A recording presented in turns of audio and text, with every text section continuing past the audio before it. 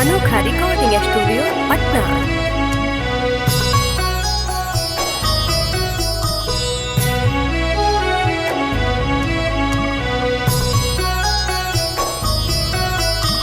देदा कुछ रुपैया हमारा के भैया हो, राखी किने जइबा बाजार।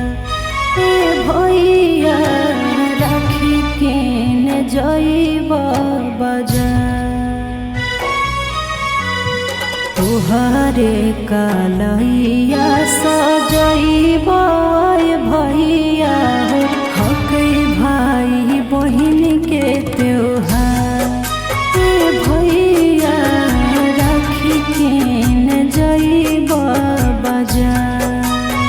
हियो हम भागाई एको ना रुपैया गे, कैसन समैया हमार गे बहिनी, कैसन समैया हमार।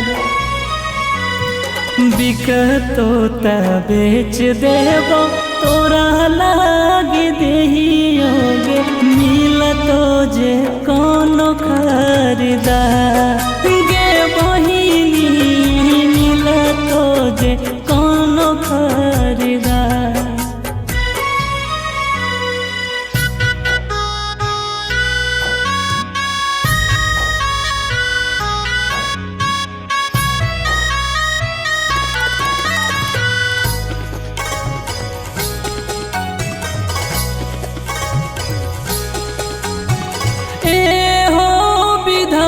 सुना है मोर कलैया, रखियो किने ना पलिए हाय रे समैया।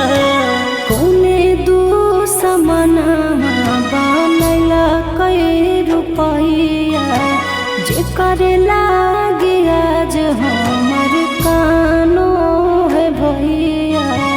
कोनो बहिन होबे नाही इतना बदनसीब, जे मनबे नाही राखी त्योहार। ए भैया जे मनबे नाही राखी त्योहार।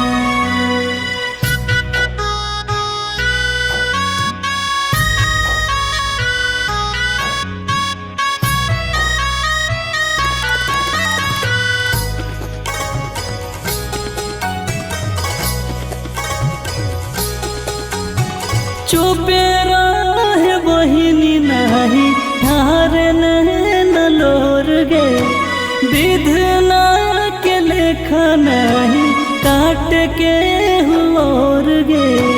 तू मत रह भैया गम में विभोर हो, आब एगो बांध दिया रेशम के डोर हो।